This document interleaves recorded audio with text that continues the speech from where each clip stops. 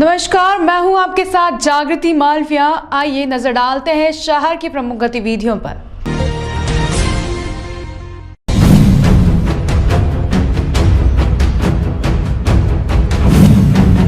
सालों से सजा काट रहे 420 प्रकरण में हैकर कैदी ने उज्जैन भैरवगढ़ जेल के अधिकारियों पर गंभीर आरोप लगाए हैं।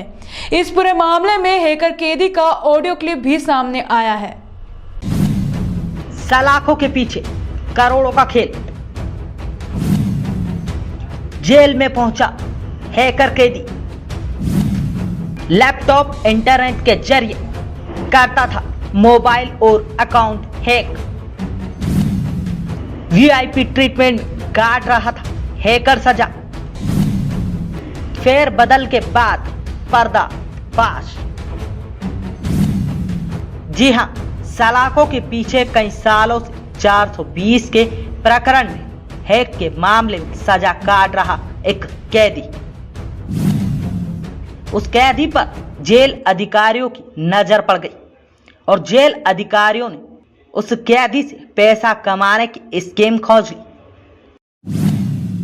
और उसको लैपटॉप, इंटरनेट और वीआईपी ट्रीटमेंट उपलब्ध करवाया।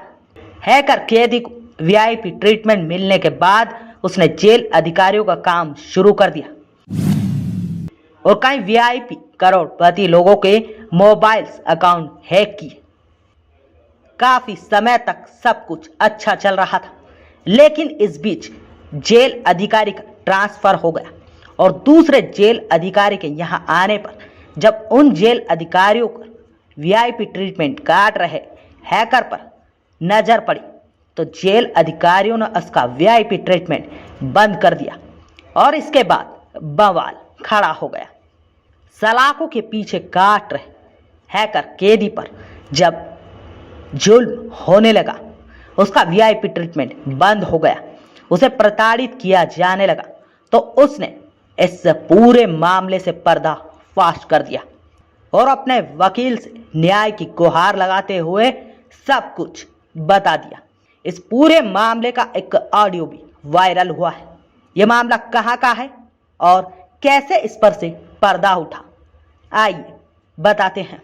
जी हां, भोपाल जेल में बंद कैदी ने उज्जैन जेल स्टाफ पर डिजिटल धोखाधड़ी जैसा गलत काम करवाने का आरोप लगाया है। इसकी जांच एसआईटी ने शुरू भी कर दी है। वहीं इस बंदी का एक ऑडियो भी सामने आया है। बंदी का आरोप है कि जेल अधिकारियों ने उसको बड़े लोगों के मोबाइल हैक करने के लिए मजबूर किया। उसका आरोप है कि उसे आईपीएस अधिकारियों, न्यायाधीशों और राज्य के गृह मंत्रियों के सचिवों सहित विभिन्न बड़े लोगों के मोबाइल फोन हैक करने के लिए मजबूर किया गया। कैदी ने शिकायत पर साइबर सेल में मामला दर्ज किया गया है। अब कैदी की शिकायत पर साइबर सेल में मामला दर्ज किया है। साइबर सेल ने इसकी जांच के लिए 3 टीमों का गठन किया है। यहां हम आपको बता दें, कैदी जो कि महाराष्ट्र निवासी अनंत अमर अग्रवाल जालसाजी का कैदी है, जो कि 420 के प्रकरण हैक के मामले में कई सालों से सजा काट रहा था। कैदी अग्रवाल ने इस संबंध में शिकायत दर्ज करवाई थी कि बाद में निचली अदालत ने सुरक्षा आधार पर उसे उज्जैन से भोपाल सेंट्रल जेल में ट्रांसफर कर दिया। अग्रवाल का आरोप है कि उज्जैन जेल में उसे एक लैपटॉप और इंटरनेट सुविधा दी गई थी। इसके साथ ही डॉकनेट से खरीदे गए क्रेडिट कार्ड का उपयोग करके डिजिटल धोखाधड़ी के माध्यम से करोड़ों रुपए की कमाई की गई। जेल अधिकारियों ने उसे प्रदेश के विभिन्न वीआईपी लोगों के मोबाइल फोन्स में मैलवेयर लोड करने के लिए भी कहा गया। इस पूरे मामले में एफआईआर दर्ज की गई है। साइबर सेल के डीजी योगेश देशमुख ने बताया कि उन्हें जेल विभाग से शिकायत मिली है कि कैदी के आरोप की जांच के लिए एफआईआर दर्ज की है। अग्रवाल ने एक महिला जेल अधीक्षक और उप जेल अधीक्षक पर उसे परेशान करने का आरोप लगाया है। कोर्ट ने उसकी शिकायत को जांच के लिए जेल विभाग को भेजा है। बाद में वहां से साइबर सेल को भेजा गया। हालांकि साइबर सेल को अभी तक अग्रवाल के आरोप का कोई भी सुराग नहीं मिला है। साइबर सेल इसकी गहनता से जांच कर रही है। उज्जैन के पूर्व जेल अधीक्षक में से एक ने जेल नियमावली की अवहेलना की है। जेल में दोषी कैदी को लैपटॉप और इंटरनेट की सुविधा देने के लिए अब वह साइबर सेल के रडार पर है। वहीं अमर अनंत अग्रवाल नामक इस बंदी का ऑडियो भी सामने आया है। क्या कुछ कह रहा है ये बंदी, आप खुद ही सुनिए। सहायक जेल अधीक्षक सुरेश कुमार गोयल द्वारा कल मेरे क्रेडिट कार्ड से क्रेडिट कार्ड नंबर 5327020206578646 ये मास्टर कार्ड द्वारा एवं दूसरा क्रेडिट कार्ड वीजा का 4029850341213376 के कार्ड से कुल 9.5 लाख रुपए की ऑनलाइन बुकिंग परचेसिंग की गई है और ये स्वयं उनका डिप्टी जेलर साहब के नाम से है और ईमेल आईडी और जो अकाउंट इस्तेमाल किया गया वो मेरा स्वयं खुद अमर अनंत अग्रवाल का है। और यहाँ पे मुझे और पैसे के लिए उनको ये लग रहा है कि मैं 420 में हूँ तो मेरे पास काफी पैसे होंगे और उन्होंने मेरा एक एसवीसी बैंक विमाननगर पुणे का जो चेक है वो भी 20 लाख रुपए का उनके खाते में डाला था। जब मैंने बोला था कि खाता सीज है उसके पश्चात भी उन्होंने वो चेक बैंक में लगाया था। और एक वेबसाइट है और जो ऑनलाइन पैसे ट्रांसफर होते हैं transferwise.com उससे भी उन्होंने ट्रांजैक्शन 70,000 रुपए उनके खाते में उन्होंने ट्रांसफर करवा के ले लिए है। और दूसरा एक होटल ओबेराय उदय विलास बोल के है, उनने डार्क वेब से कुछ क्रेडिट कार्ड परचेस करके उन्होंने लोगों के क्रेडिट कार्ड से मेरे द्वारा पैसे निकलवाए गए हैं।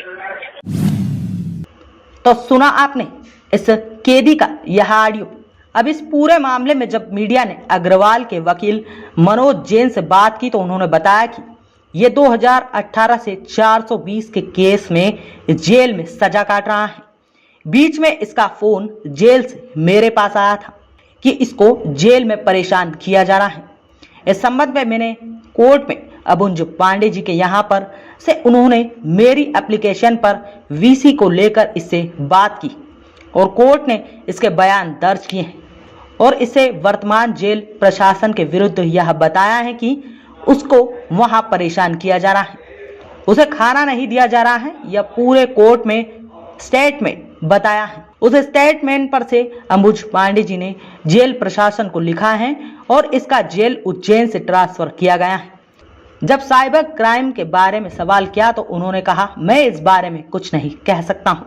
पुराने जेल अधिकारियों ने उसका साइबर अपराध के लिए क्या उपयोग किया है क्या नहीं। वर्तमान जेल प्रशासन के खिलाफ उसने जो शिकायत की थी मुझसे, मैं उनके द्वारा परेशान किया जा रहा है, 2-2 दिन भूखा रखा जाता है, वो शिकायत में कोर्ट पेश की थी। उस पर कोर्ट ने बयान लेकर आगे कार्रवाई की है। अब पैसे को लेकर जेल में क्या हो सकता है क्या नहीं हो सकता है इस बारे में मैं कुछ नहीं बता सकता।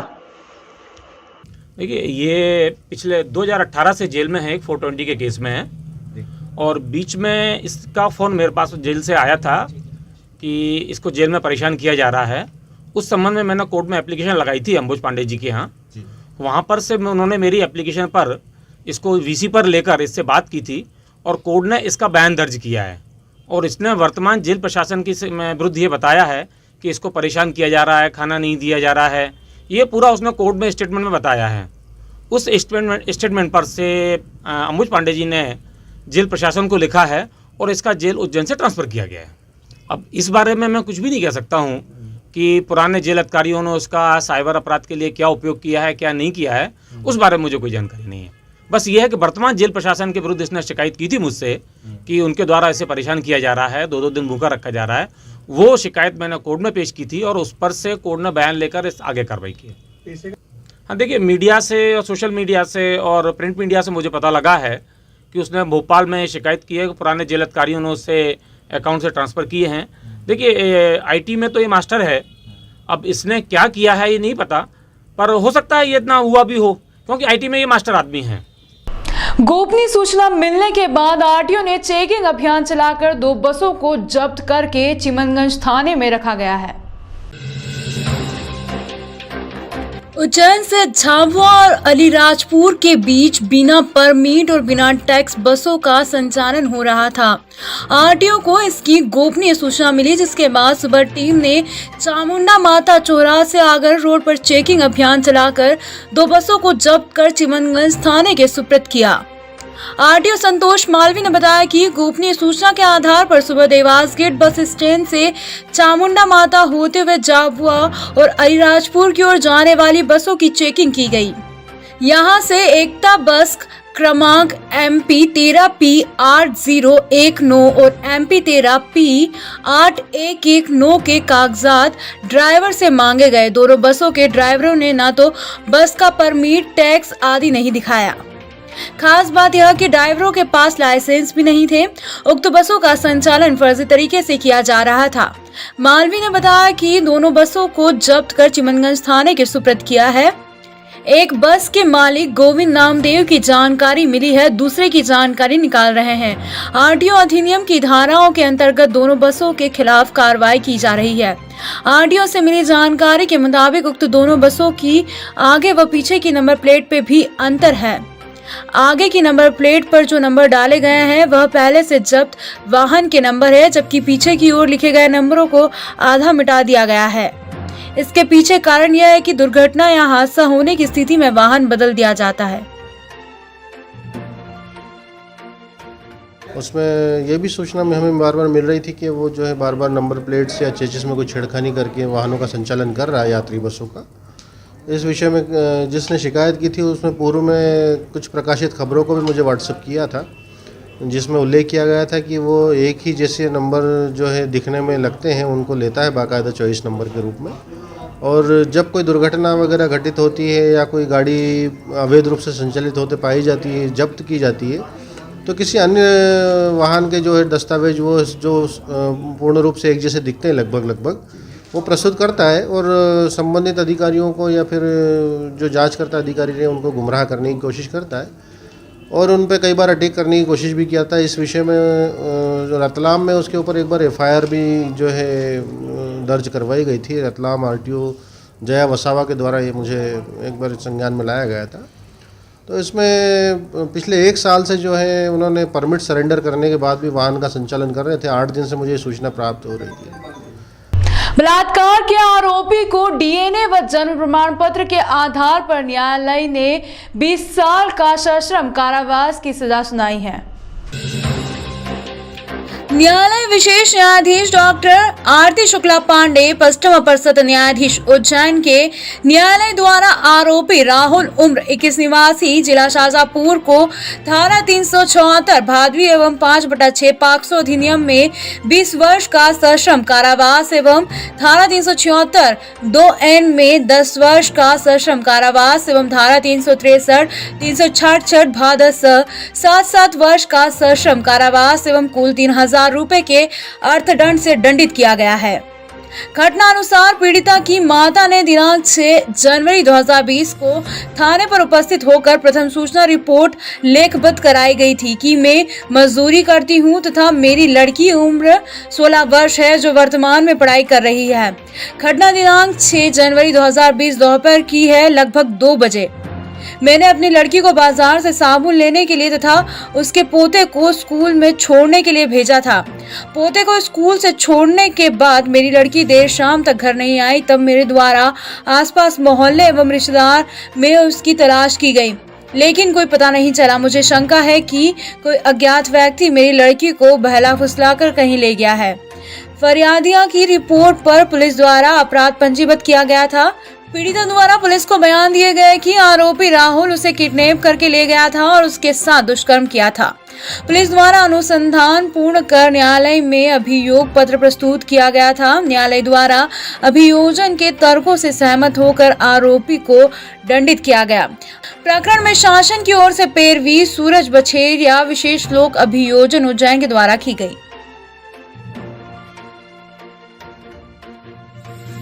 पोते को स्कूल छोड़ने के बाद उसकी लड़की देर शाम तक नहीं आई थी। उसके द्वारा मोहल्ले में और आसपास रिश्तेदारों में तलाश किया, लेकिन लड़की का कहीं पता नहीं चला था। इस पर थाने पर अज्ञात व्यक्ति के विरुद्ध अपराध पंजीबद्ध किया गया था।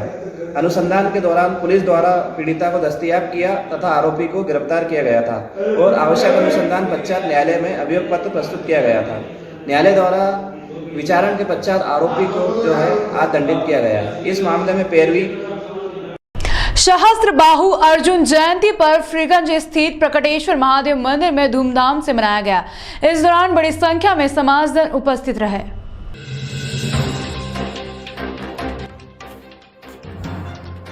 प्रतिवर्ष अनुसार इस वर्ष भी जायसवाल समाज के आराध्य देव राजराजेश्वर भगवान सहस्त्रबाहु अर्जुन जयंती समाजजनों द्वारा मनाई गई। यह आयोजन परंपरागत वर्षों से चली आ रही है। यह जयंती हर वर्ष दीपावली के पश्चात कार्तिक सप्तमी को मनाई जाती है। इस वर्ष भी कोरोना गाइडलाइन का पालन कर जयंती मनाई गई। सर्वप्रथम भगवान सहस्त्रबाहु अर्जुन का पूजन कर दीप प्रज्वलन कर कार्यक्रम का शुभारंभ किया गया, जिसमें जायसवाल समाज के संरक्षक सत्यनारायण जायसवाल, जायसवाल समाज उज्जैन के अध्यक्ष रमाशंकर जायसवाल, विवेक जायसवाल, प्रेम जायसवाल, महेश चंद्र जायसवाल, गिरीश जायसवाल, चेतन जायसवाल, शुभम जायसवाल आदि शामिल हुए। कार्यक्रम में जानकारी देते हुए बताया गया कि कोरोना की महामारी पूरी तरह से खत्म हो गई और देश के सभी नागरिक सुरक्षित रहें, यही कामना की गई है। कार्यक्रम में जानकारी देते हुए बताया गया कि कोरोना की महामारी पूरी तरह से खत्म हो और देश के सभी नागरिक सुरक्षित रहे, यही कामना है। आज हम सभी हमारे भगवान सहस्त्र अर्जुन भगवान के जन्मोत्सव के लिए यहाँ सभी एकत्रित हुए हैं और उनका पूजन किया जा रहा है, जिसमें समाज के सभी वरिष्ठ जन, समाज की महिलाएं सभी ने सहयोग किया है और रंगोली बांधी है और सारी पूजन की तैयारी की है। इस पावन अवसर पर मैं सभी स्वजाति बंधुओं को, संपूर्ण देश के स्वजाति बंधुओं को, लगभग 10 करोड़ कलचुरी वंशजियों को बहुत बहुत शुभकामनाएं प्रेषित करता हूं और भगवान राजाईश्वर श्री सहस्त्रबाहु अर्जुन से प्रार्थना करता हूं कि ये जो विसंगति का और कोरोना का काल है, सबका स्वास्थ्य, देश में सबकी उन्नति, इन सब भावनाओं के साथ भगवान हम सबको आशीर्वाद प्रदान करें। सभी समाजजनों को सहस्त्रबाहु जयंती की बहुत बहुत बधाई। सहस्त्रबाहु जायसवाल युवा मंच के सदस्य भगवती प्रसाद जायसवाल ने बताया कि विगत 7 वर्षों से जायसवाल समाज के आराध्य देव भगवान सहस्त्रबाहु भगवान की जयंती मक्सी रोड स्थित मातृ छाया में बच्चों के बीच मनाई जाती है, जिसमें बच्चों को प्रोटीन पाउडर, फल एवं बिस्किट का वितरण किया जाता है।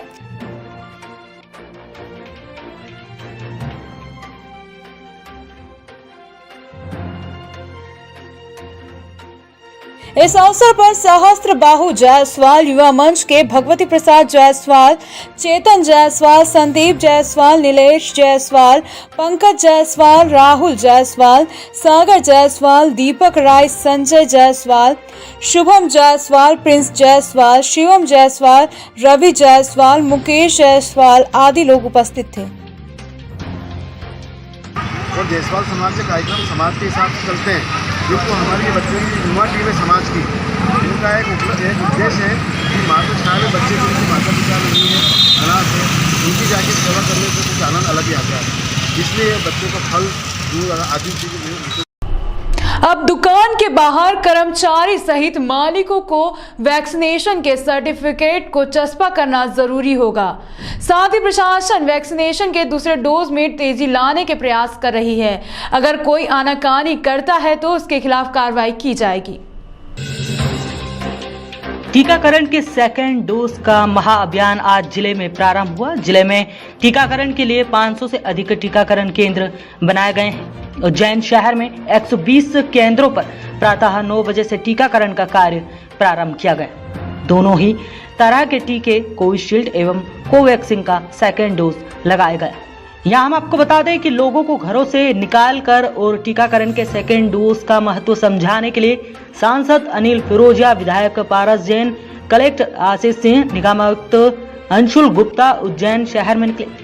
सबसे पहले उन्होंने पीपली नाका स्थित सरस्वती शिक्षा मंदिर में स्थापित किए गए टीकाकरण केंद्र का निरीक्षण किया।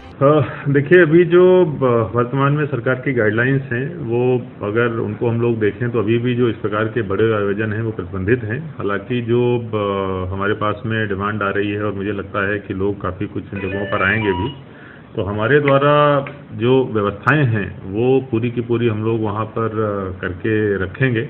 अगर कोई व्यक्ति आता है वहाँ पर दुकान अपनी लगाना चाहता है, इस प्रकार से कुछ फैसिलिटी क्रिएट करना चाहता है, तो हम लोग उसमें मदद करेंगे कि वहाँ पर जो काम करने वाले लोग हैं वो 100% दोनों डोज से वैक्सीनेट हो जाएं और उस आशय का सर्टिफिकेट उनको बाहर लगाना पड़ेगा जिससे कि लोगों को भी ये रहेगा कि यहाँ पर जाना जो है सेफ है पूरी तरीके से, यहाँ पर किसी तरीके से कोरोना का खतरा नहीं है, और एक जागरूकता भी आएगी कि अगर व्यापारी वर्ग ऐसा कर रहा है तो दूसरे लोग भी ऐसा करें। इस संबंध में बहुत जल्दी एक बार सभी व्यापारी वर्गों के साथ हम लोग एक बैठक भी करेंगे, उनके साथ चर्चा करके।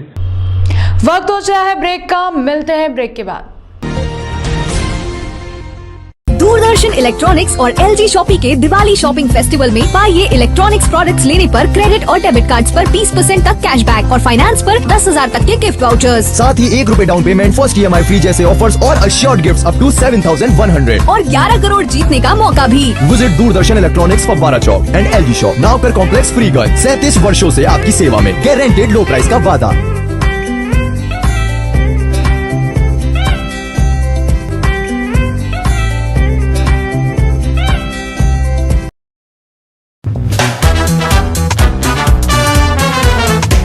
त्योहार आए और खुशियां साथ लाए। राजलक्ष्मी TVS नगर निगम के सामने आगर रोड उज्जैन। राजलक्ष्मी TVS इस त्योहार के सीजन में आपके लिए लाए हैं TVS का महाधमाका ऑफर। राजलक्ष्मी TVS पर आएं और पाएं विशेष ऑफर और छूट का लाभ। TVS के कोई भी 2 व्हीलर वाहन पर इस नवरात्रि से दीपावली तक विशेष ऑफर और छूट का लाभ उठाएं।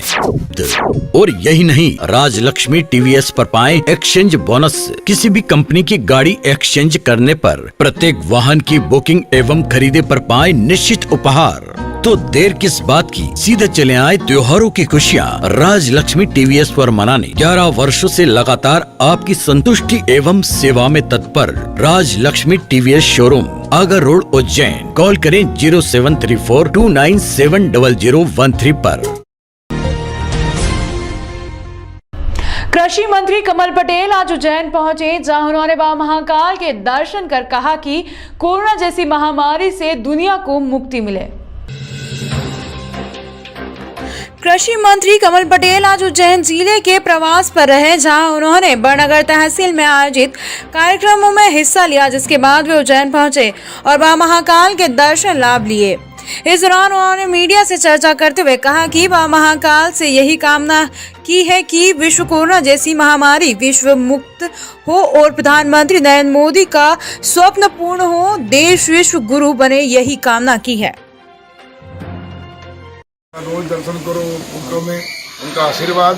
प्रदेश और देश को आत्मनिर्भर बनाने का जो संकल्प है प्रधानमंत्री जी और मुख्यमंत्री जी का, वो पूरा हो, सब सुखी रहें, कोरोना से मुक्ति हो, खुशहाल हो, सब समृद्धशाली हो और भारत माता विश्व गुरु के स्थान पर।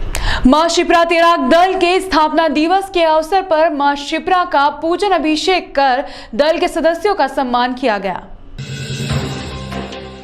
मां शिप्रा तेराक दल के स्थापना दिवस पर दल के सचिव द्वारा शिप्रा की पूजा अर्चना व दल के सदस्यों द्वारा शॉल व दुपट्टा पहनाकर सम्मान किया गया। दल सचिव संतोष सोलंकी ने बताया कि स्थापना दिवस के अवसर पर मुख्य अतिथि के रूप में महाकाल थाना TI मुनेन्द्र गौतम व दल अध्यक्ष पंडित हिमांशु व्यास द्वारा मां शिप्रा का पूजन किया गया। वहीं लोगों को नदी में डूबने वाले लोगों को बचाने वाले बबलू कहार, जितेंद्र कहार, कमल कहार, तेजा कहार, छोटू कहार, दीपक कहार का संस्था की ओर से अतिथियों द्वारा सम्मान किया गया। कार्यक्रम में प्रधान आरक्षक मनीष यादव, संतोष राव, सपना माली, भाया कहार, विक्की कहार आदि मौजूद थे। जानकारी सपना माली ने दी।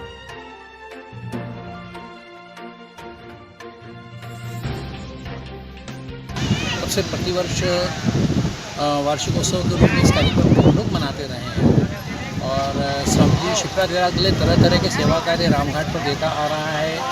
यहाँ सतत रूप से बाहर से जो तीर्थ यात्री आ रहे हैं उनके सुविधाओं के लिए कार्य कर रहा है। साथ ही यदि मान लीजिए कोई दुर्घटना वगैरह न घटे, पहला तो प्रयास से रहता, और यदि कोई दुर्घटना घट भी जाती तो वहाँ हमारे तेराक जो है मुस्तैदी से अपना जान देकर भी लोगों को बचाते हैं। हमारा ये एक तेराक अभी पूर्व में गंभीर चावड़ा लोगों को बचाने के बाद में शहीद हुआ है। इस तरह हमारे सारे तेराक अपनी पूरी मेहनत के साथ में यहाँ पे सेवाएं देते आ रहे हैं। इसके अलावा कई तरह के कार्यक्रम जो वर्ष भर में होते हैं, जयंतियाँ हैं और भी कई तरह के जो धार्मिक कार्यक्रम वगैरह होते हैं, सामाजिक कार्यक्रम होते हैं, देर रात यहाँ पर पहुँचे हैं। उज्जैन में छठ पर्व बड़ी धूमधाम के साथ मनाया गया। रामघाट पर बड़ी संख्या में महिलाओं की भीड़ दिखाई दी। हर साल कार्तिक शुक्ल पक्षी को मनाए जाने वाला छठ पर्व मुख्य रूप से बिहार, झारखंड और पूर्वी उत्तर प्रदेश में मनाया जाता है। महिलाएं खासकर पर्व के लिए 36 घंटे निर्जला व्रत रखकर सूर्य देव और छठी मैया की पूजा और उन्हें अर्घ देकर पूजन करती है।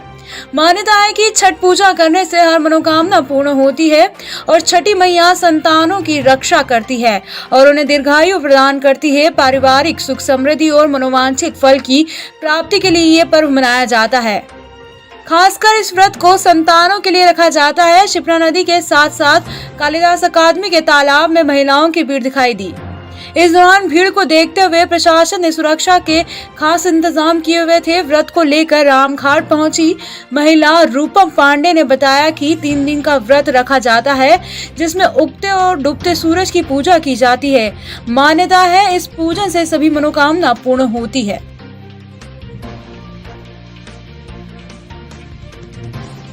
हमारे यहाँ सूर्य की पूजा होती है, जो कि हम लोग धूमधाम से मनाते हैं। अधिकतम ये मन्नतें की पूजा होती है। कोई कठिनाई में मानते हैं उसके लिए किया जाता है, या कोई ग्रह अवसान आ गया उसके लिए किया जाता है। ये पर्व हम लोग इतने धूमधाम से मनाते हैं। डूबते हुए सूर्य की पूजा करते हैं, उगते हुए सूर्य की पूजा करते हैं और पूरा हिंदू धर्म का ये बहुत बड़ा त्यौहार है। हमारे बिहार वाले बहुत धूमधाम से मनाते हैं, जो कि यहाँ दीपावली मनती उससे अच्छा त्यौहार हमारे यहाँ ये सूर्य का मनाया जाता है। ये पूजा की जाती है जैसे कि 3 दिन की व्रत होती है। एक दिन का नहा खा होता है, जिसमें अरवा हम लोग खाना खाते हैं। उस दिन हम लोग दूसरा कोई चीज़ नहीं खाते हैं, दाल चावल लौकी की सब्जी खाते हैं।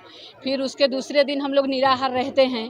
रात में खीर पूरी बनाते हैं, सूर्य भगवान को अर्घ देते हैं, फिर सिर्फ खीर पूरी खा के रह जाते हैं। फिर उसके बाद हम लोग पानी नहीं लेते, अन्न नहीं लेते। फिर कल हो के दिन भर अन्न पानी नहीं लेते। फिर शाम को ये सूर्य भगवान को अर्घ देते हैं। सब चीज़ बनाते हैं, फल फ्रूट, आटे का ठेकुआ उकुआ जो बनता है हमारे यहाँ वो सब बनाते हैं। फिर सुबह सूर्य की अर्घ दे के तब हम पानी जल की ग्रहण करते हैं। ऐसे में रूपम पांडे। यह थी शहर की प्रमुख गतिविधियां। इस अंक में फिलहाल इतना ही। अगले अंक में फिर मुलाकात होगी, तब तक के लिए नमस्कार।